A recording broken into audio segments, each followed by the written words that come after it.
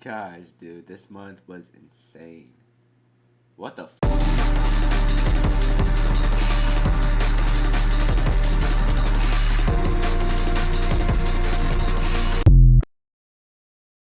Alright, are we rolling? Yes, sir. I think we are rolling. Okay, we're gonna do a talking head type of video because it's the only thing I can do right now, honestly, and that's the only thing I feel like doing, to be honest. And I also got a script right here on my laptop, so hopefully y'all don't judge me for reading off a script. Shoot, I can't read more than 2 lines, bro. I can't remember more than that, so yes, I'm gonna read off of a script, dude. I've uploaded more videos and grew my social media in this month alone compared to the rest of the year, and I want to talk about how I did it. It's a 5-step process, basically, that I had created this month, and it helped me take control of my life, basically. The list is, number 1, realizing change. I needed to change.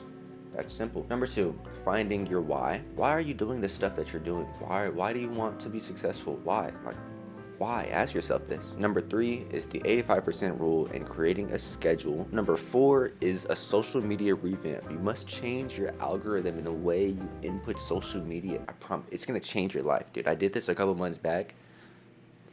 Life-changing. And number 5, creating for myself and not focusing on virality. Y'all, you don't want to go viral as a creator, bro. You want to create community because people fall off.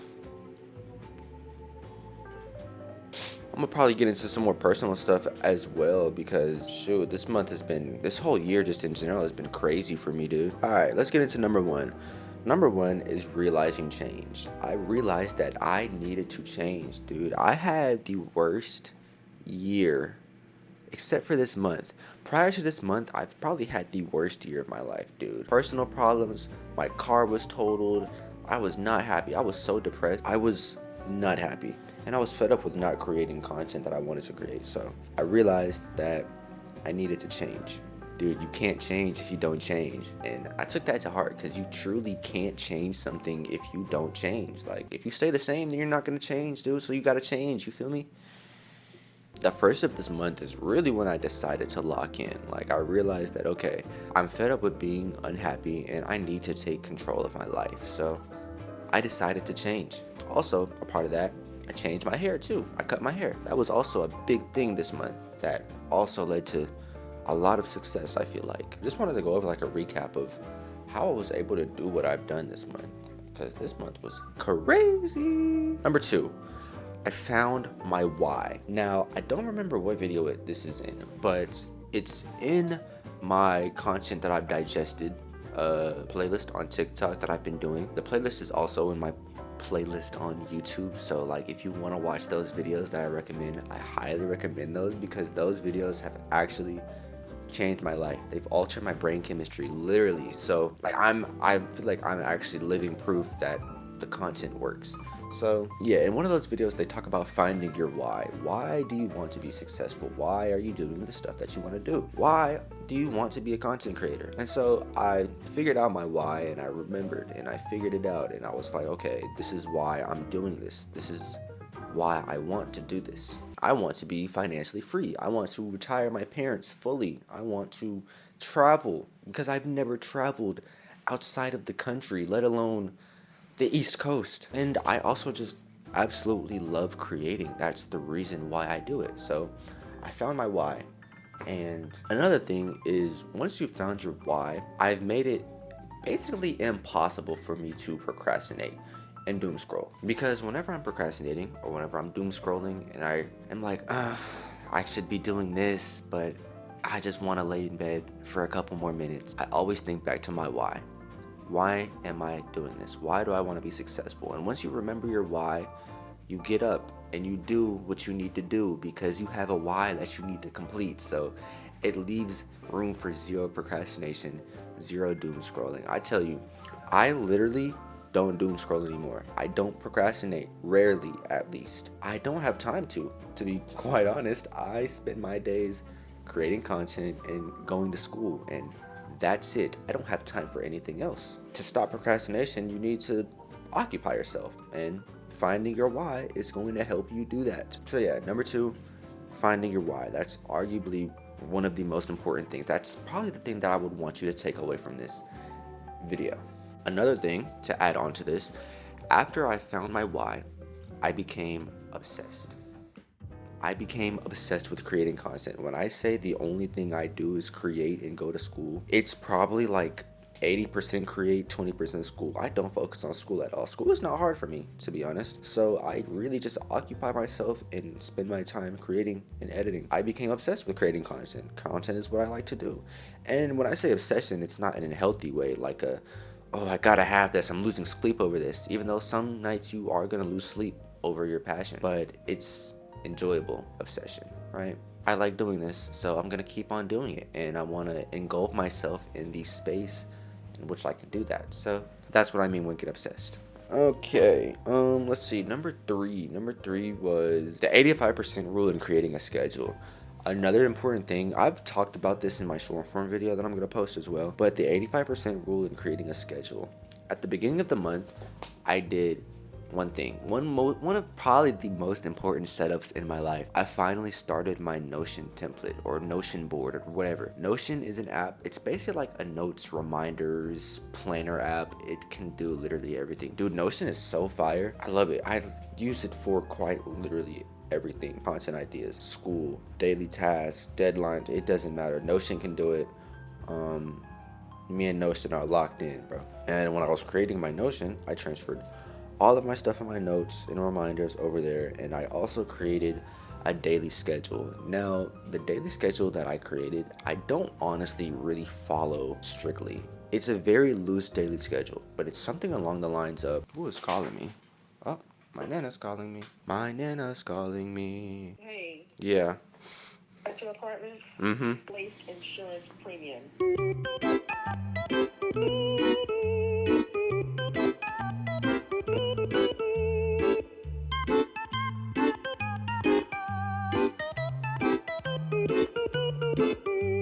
Alright, bro, where was I, dude? I don't even remember what I was saying, bro. I'm all out of, like, flow now.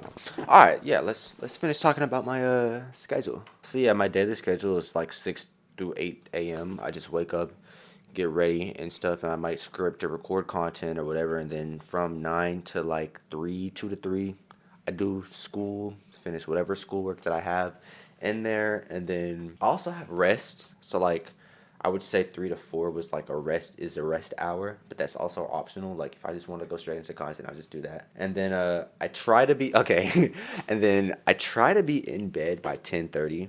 But if I'm being honest, I have not been following that at all. I've been going to sleep at like 2 o'clock in the morning. I'm not gonna lie. But yeah, that's basically the daily schedule that I follow.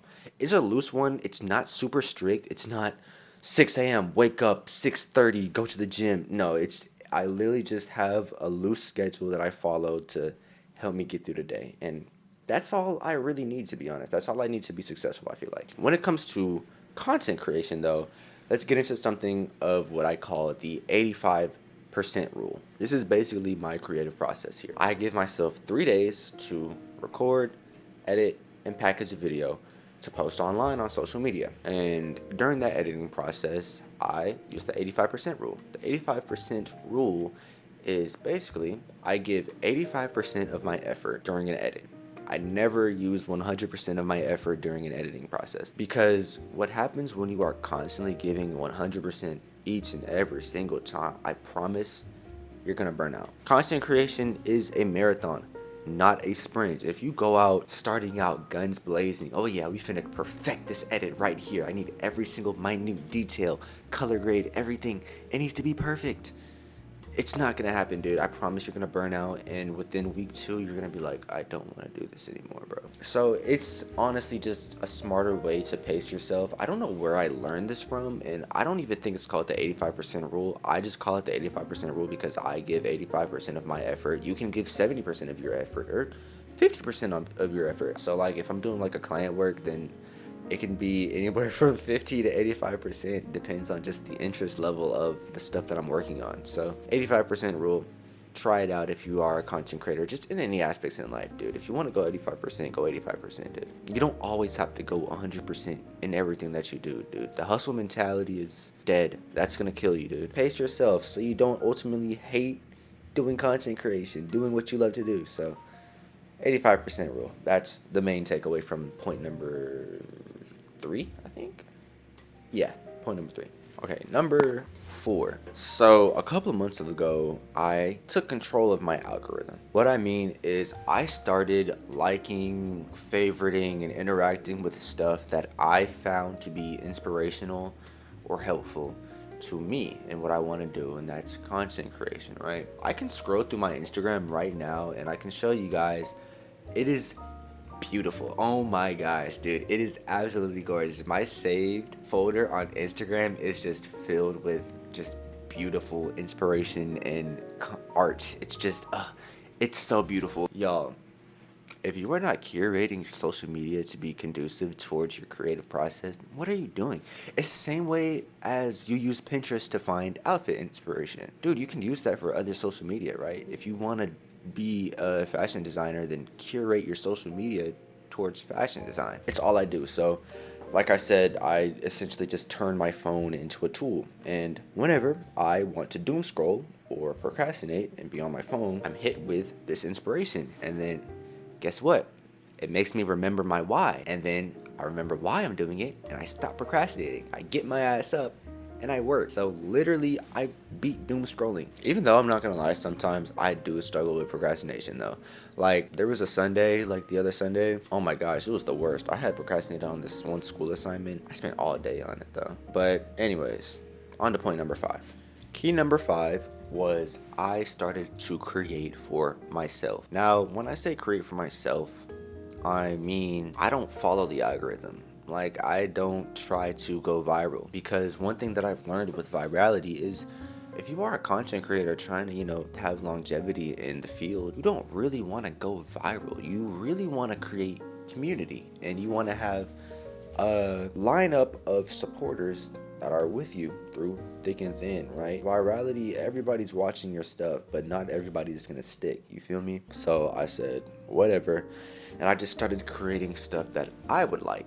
I would want to watch, that I like to do. That's why I don't just create car content, because car content is cool, but honestly, it's not the only thing that I like to do. I like to play music. I like to draw and photography and stuff like that. So I create content of stuff that I like and that I would want to watch. Some people may call it selfish, but if you're not creating for yourself, then who are you really creating for? Like, what are you creating for? When earlier in this year, when I was creating, when I was doing client work and stuff, I really wasn't happy doing it. Like, I kind of realized in doing client work that I didn't like doing client work, and that I only liked creating YouTube videos for my personal stuff. Some people might say it's selfish. I'm just like, whatever. I just like doing what I do. I want to use my skills for my personal stuff. But like, in reality, if you're not doing what you want to do, then what are you doing? You kind of get what I'm talking about here. I might just be rambling, but just essentially create for yourself. Don't create for others. Even though you're posting it for others, I feel like if you're creating for yourself and you have genuine drive to want to create, people are just going to follow, and they might resonate with your stuff, because you never know whose content you might reach. It could resonate with somebody and it could really connect, and then they will just follow you and they'll follow your journey. And that's what I feel like creatives should focus on. Create community, not virality. People want to see you. They want to see your stuff. How do you do things? How do you create? If you're focused on the algorithm, you're not going to have anything original, even though original is not a thing anymore, because nothing's original. But the way you make things original is you put your own spin on it. You create for yourself, because you are your own individual person. So whatever you create is original. Even if you're copying an idea from somebody, you still have your own spin on it. That's what I mean when I'm talking about create for yourself, and everything else will follow. It actually kind of reminds me of this Bible verse, which is, I know I should remember this, Matthew 6 verse 33. This is what it reminds me of. But seek first his kingdom and his righteousness, and all these things will be given to you. What I mean, just create for yourself and everything else will follow. That's kind of what I tie it to, if that makes sense. But yeah, this is kind of all I wanted to talk about. Those are the 5 steps that I used to basically kickstart my social media journey. I know when I talk about starting, I've kind of already started. It's just now I'm finally getting consistent and actually following through with it. But I did these steps, and I've honestly seen massive growth in my social media. Just this month alone has been crazy in terms of growth, dude. Oh my gosh, she's calling me again. Dude, Like 3 weeks ago, I literally had like 300, 400 followers on TikTok, and in those 3 weeks, I've literally grown to right now currently 1634. TikTok growth has been crazy. The series, the content I've digested instead of doom scrolling series, that's been going crazy on there. YouTube, y'all have been going crazy. Y'all seem to really like the car content. I don't just do car content, and I'm not just gonna do car content. There might be a couple months where I don't do car content, so like I'm just gonna create whatever I like to create, right? And then even on Instagram, even though Instagram's probably been the slowest one, I still just post on there. Yeah, these are basically the steps that I've used to be happy again. Essentially, I'm creating content, I'm feeling good, I feel great.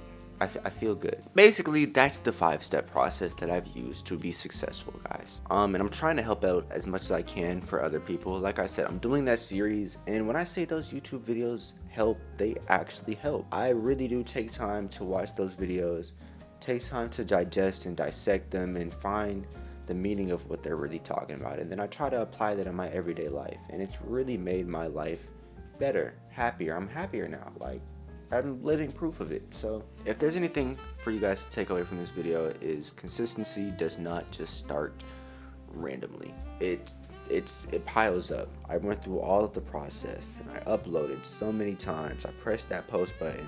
Each and every time, it's just felt better. Look, if you have something you want to do or that you're dreaming of, start now. Start posting. Start getting that experience, and I promise everything will get easier, everything will get better, and you're gonna be okay. So, on that note, I'm gonna leave you guys. I got some stuff to edit. I literally have to edit and post this video in 4 hours. So, it's gonna be a little hectic. But thank y'all for watching.